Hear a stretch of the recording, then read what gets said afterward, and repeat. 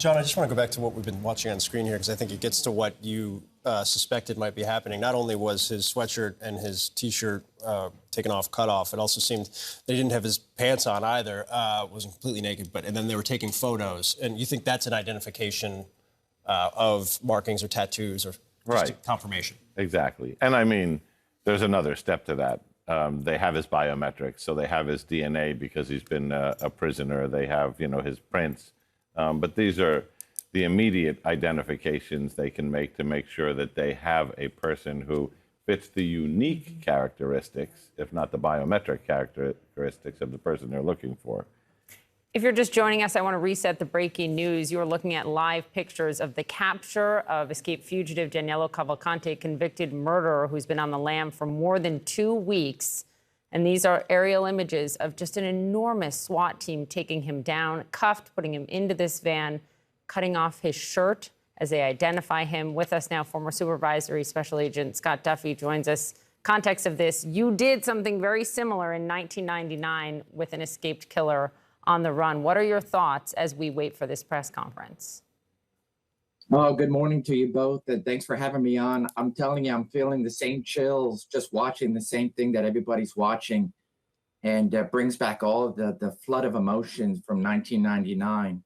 The fact that he is caught, the fact that from what I gather, nobody injured, it's fantastic. And to have taken him into custody is just there's a lot of emotions. And as I saw all the different vehicles kind of rushing out of the scene, trying to head to wherever they're going, they're all feeling the same thing. That one moment of elation, just bringing calmness to a ravaged community.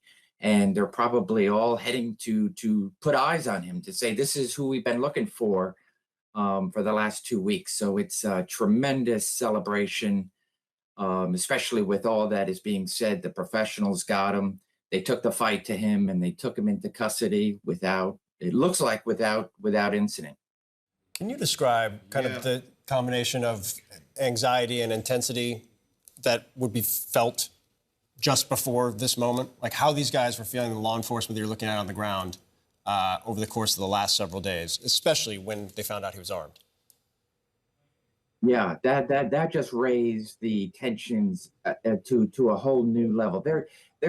Law enforcement is on high alert, right? And so everybody's looking up, they're looking 360, but then to have confirmation that he took a gun and that he is armed, just send that acute awareness to a whole new level. So you have the neighbors that are locking doors and doing everything shutter in place. But law enforcement is out there and they are searching day and night, especially with the storms last night. But to be able to zero in on him, from what I gather, get the right people in place, the tactical units, it's game over. And especially to be able to walk him to a police car.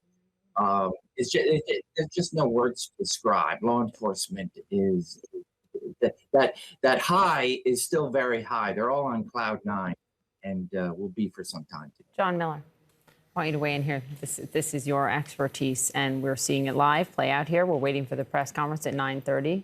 Your thoughts? This is reflective of other manhunts we've seen, and other manhunts we've seen in Pennsylvania. It's really interesting because these are fairly rare occurrences. But in just the past recent years, you had the case of Eric Frein, a domestic terrorist who opened fire on Pennsylvania State Police. That was a 48-day manhunt through the woods using the same tactics, many of the same people. It ended in a terrible shootout where the face of this investigation, the voice of this investigation, George Bivens, the lieutenant colonel from the state police, said this was the most intense gun battle he had ever seen in his career. Much more recently, in July, we had the case of Michael Burnham, a survivalist, a former military man who went into the woods. That lasted about 10 days. And you see the marshals, the U.S. Marshals. They are in the manhunting business. The state police, they've been through this, as our agent was just describing. multiple times in very similar dynamics. In some way, this is a familiar ending for them, much better than in the Frein case, and similar to the Burnham case. But I think these things have brought them closer together as a team. Can I ask you what they're doing right now? So I had expected them to put him in the van. Is that even the right term? Close the door and go. Are they interrogating him right now? Are they asking him questions? What are they doing in there right now with him? I don't think that they can get too far into the interrogation except for the public safety part of it, which is, anything that would constitute an immediate threat to somebody else, because as we've talked about before, he's represented by a lawyer. But I think they're probably settling more on where are we going, where are we bringing him, are they ready? Well, that's a good point. Are like they that. ready to take him in wherever we're taking him? Right. Yeah. Yeah. Hey, Danny, and for those of you who are watching on the left, it's just moments ago when we saw Daniele Cavalcante, who was led in handcuffs in what looked to be different clothing than we had seen earlier in the week. We knew he had changed clothes in handcuffs to the picture where on your right, where he has been now loaded in handcuffs into that law enforcement vehicle. Before being loaded in, his sweatshirt and pants had been removed for what we believe, at least according to John Miller, looked to be identification purposes. Still waiting to see where he will head next. Do we still have Danny? I wanted to ask Danny Freeman a question, just because he's been on the ground. And Danny, you've literally covered this, it seems like every hour of the last 14 days. The community itself. We have, I know it's been a long couple of weeks, but the community itself, we talk constantly about where law enforcement is, what their strategy is, what their plan is. The community itself, when you have talked to people in the community, I try to imagine the fear as a parent, as somebody who would live in the area. What was your sense of that? Well, I'll go a step further, Phil. Not only as a parent, but just as someone who lives in this area. I spoke to actually a gentleman who's a contributor for CNN. He came up to this area because his mother lives right in the search perimeter, and he said, I'm just afraid because my mom is here basically by herself, and I want to stay over just to give some sort of peace of mind and comfort. That's really what people have been thinking about. How do I secure my home, protect my house? Because as of Monday night, they knew definitively he was here, and of course, it turns out he was here the whole time. Let me actually talk about this, Phil, because we're looking at these pictures right now, and I have a little bit more information as to where exactly this is. Let's be very clear. This capture, it appears, happened smack dab in the middle of this most recent perimeter that the police set up. We're in South Coventry Township. We're on the northeastern portion of this perimeter. And if I'm looking at the map, and we can see where some of these helicopters that are providing this live footage are, it seems that it's just maybe a mile, 2 miles south of where we are, just off of Route 100. And I'm looking at the map here, again, near where these images you're looking at with this intense police presence.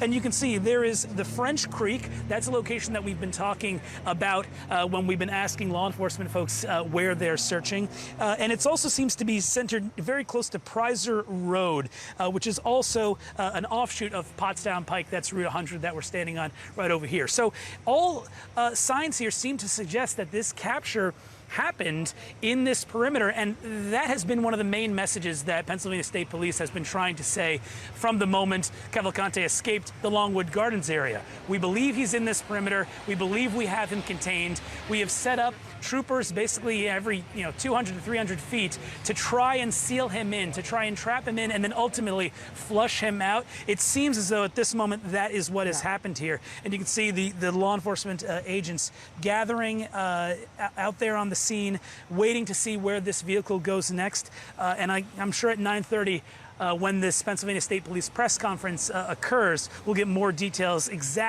about exactly how they were able to take Cavalcante into custody here. Danny, this vehicle that our viewers are watching, a big black vehicle, there's a motorcade now surrounding it, has Daniele Cavalcante inside. John Miller, where is he going? And when he gets there, what happens?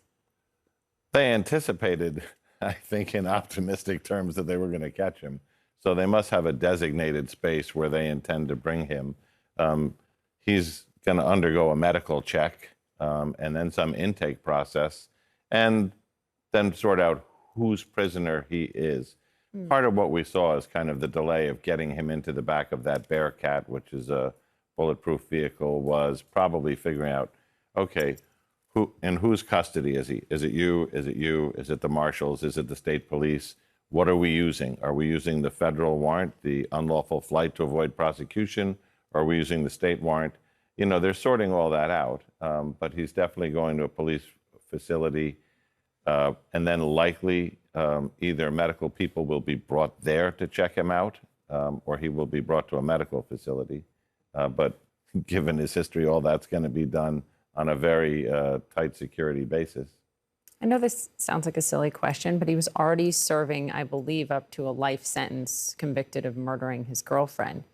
Does anything change for him now in prison? Conditions will. You know, it's not a silly question. It's actually quite interesting because part of the psychological calculus here is a guy with nothing to lose. He's serving life in prison. He's wanted in Brazil for another case. You know, he is a guy with no prospects of ever getting out of prison. So thus his motive to escape. But because he's going to be carried as an escape risk, as a tier 1, you know, risk prisoner, the facility he's going to be put in is not going to be a regular prison. It's going to be maximum security. The conditions he's held in may be administrative segregation or more stringent than regular prisons because of his history. So his life is going to be as bad as it was before, but a little worse. Yeah. Those dynamics, I think we already asked you about it, but Scott, if we still have you, are you surprised that it seems that it clearly has, at least based on what we've seen, ended without incident? That there was no gunshots fired that we know of at this point, nobody was injured, no hostages were taken, that it appears that he was taken somewhat peacefully and is now on his way to prison? Yeah, I guess I would say I am surprised. When he took that gun, that was an outward sign that I am not giving up. And the fact that he wasn't fleeing the area, he had his chance once he broke the initial perimeter, once he got to an area that he was familiar with, once he figured out that, okay, family, friends, or associate is not going to give me what I need, I'm going to still go because I'm still ahead of law enforcement. But he stayed. And he stayed, and he got a gun. John Miller wanted to chime in here. John. So as you look at them walking, you'll see one of the SWAT officers just on the right side of your screen has his weapon, but he's carrying a separate weapon. That is apparently the .22 long rifle with the scope on it, which indicates it was recovered with him. Now, the third guy that's behind holding. Exactly. Yeah. So as I was looking at them walking, I was looking for who has more than one rifle, and that rifle fits the description of the one that was stolen. So yeah, for viewers, if you're looking at the screen again, this is from moments ago. Daniele Cavalcante is in the vehicle that you see on the right side of your screen. On the left side of your screen, the man in the uniform on the far right, you just kind of walked off screen. He's holding a gun with a scope, which John points out is likely the weapon that had been obtained by Daniele Cavalcante, and really, I think, ramped up a whole new level of urgency in this investigation. And I mean, it's indicative of the fact that they have him in cuffs here and they have that weapon there, that it was likely found on him, with him, near him during this capture, which, of course, has been one of the great concerns throughout this hunt in the last 24 hours. John, stick with us. Danny Freeman, just so remarkable from the way he escaped from prison, crab walking up that wall, to being on the run for 2 weeks, to getting a firearm, which is now in the hands of the marshals there. So many questions about what happens to him now, Danny, when he gets to jail again. Well, the first thing that we understand about where he may ultimately heading now is that he will not be going to any county-run jail or prison. They'll be sending him to a state facility, which is run statewide. So that will be in a much more, hopefully, secure environment where they will keep him for the foreseeable future. Remember, he already was convicted of murder and was sentenced to life without the possibility of parole. So they can probably just expedite that process now. But, Poppy, I want to back up for a second. second and just give some context. This has been a strange summer when it comes to prison escapes in and around Pennsylvania. We saw 2 inmates escape a Philadelphia prison back earlier in the spring. Then we saw that manhunt for Michael Burham back in the northwest part of the state as well. And now we have this particular escape with Danilo Cavalcante. This was the longest escape of these that have gotten a lot of attention over the course of the summer. Law enforcement sources told me that they really wanted to beat the record of about 12 or 13 days, or 10 days in one case for the other escapes. It's been a long journey for law enforcement. They've been out in these woods in Chester County, in a lot of times braving intense heat with all of their tactical gear. They've also had to contend with weather as well. There's been a lot of rain over the past 2 weeks. This is a moment that I know Pennsylvania State Police, U.S. Marshals have been waiting for quite a long time. And as you keep noting, Poppy, also the community of Chester County has been on edge for 14 days. Now, this nightmare, really, which is what it was, especially after getting a hand on a gun, this nightmare finally over for this community. Yeah, there's a sense that people can exhale across the board, including to some degree yourself, Danny. But first, you've got to go to a press conference, so we're going to let you break free. Great reporting, as it has been every single day for the last 14 days. Hey, Scott, as we kind of close out, I want to ask a great question, steal a great question Poppy had for John. In this press conference that Danny's going to be heading over to right now, if you're in that room, what's the first question you have for law enforcement? Well, I think it would be, did he say anything? That I would want to know if, what was the moment that he's caught? Did his hands go up? Did he lay down? Or what was that moment at the very moment of capture? That's what I would want to know. Did he say anything? Did he, like, thank God this is over? I want to know what was in his mind at the time that he gave up. John Miller, when are we going to know where he's going? When he gets there, literally? We are probably going to know where he's going exactly when that helicopter shot shows that vehicle going into a building. Yeah, can I ask you about that? Because we've shown this again. What you're seeing on the left of your screen is moments ago, before he got into the vehicle on the right, as law enforcement, the SWAT forces were walking him to the vehicle you see now, where they all kind of surrounded him and took a photo. I think there was search dogs as well in there. Is that why? That is probably for their Twitter feed. And, you know, the why is interesting. We live in a world where they have been extraordinarily transparent and in touch with a very engaged community. Reverse 911 calls, the Chesco alert system, which pushes information to people's phones. And they've been putting out scary messages. Not just there's an escaped prisoner, be on the lookout, but lock your doors, lock your cars, secure your items because he's in your area now. And these have been geocoded. So the idea of taking that picture, this is him, we know it's him, he's in custody, we caught him. So you're not saying personal Twitter feed for all the individuals. You're saying it's an actual, from a public relations and community perspective, a demonstration to somebody. I think they need to put out to the community on the same channels So that they've people been can using see it, to right? send them messages of concern that you can exhale now and go back to your normal lives and, you know, send your kids back to school and a bunch of things. So I think it had a legitimate public purpose rather than just for their photo collection. Look, Control Room has this photo isolated. I want to show everyone.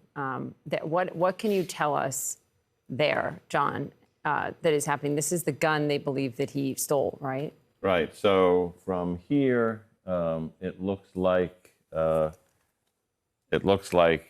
bolt-action 22. It looks like it has a scope clearly on top of it. Mm-hmm. And that is the description of the gun that was leaning against the garage wall when he ran in, found the homeowner in the garage, and took that while he fled. He had shots fired at him. But it's also the weapon, because of its configuration, that has been of tremendous concern. Basically, it's a hunting weapon. And while it's a 22, which is probably not armor-piercing, but it does have a scope, which means he can shoot accurately from a long distance. And when you're searching for somebody in the woods who can get a bead on you, That's a real concern. And that, of course, changed the tenor of this in the last day. John, final thought as we have just a little bit of time left as we continue to watch this. What you saw here was fantastic teamwork. And when I say fantastic teamwork, it wasn't agencies jostling for who was in charge or who was going to get, the most FaceTime or TV time. This was a team that has done this before together and has done it again, and they must feel very good about the outcome and that it was peaceful. And we're going to hear from that team at 9:30 when the Pennsylvania State Police holds a press conference again. Danielle Cavalcante, after 14 days, has been taken into custody. We've been watching the process of him being loaded into the vehicle you see on your right. A community can exhale, law enforcement can exhale, and a convicted murderer is now heading back into custody. CNN's breaking coverage of the capture of murderer Danielle Cavalcante continues right now with CNN News Central. Stay with us.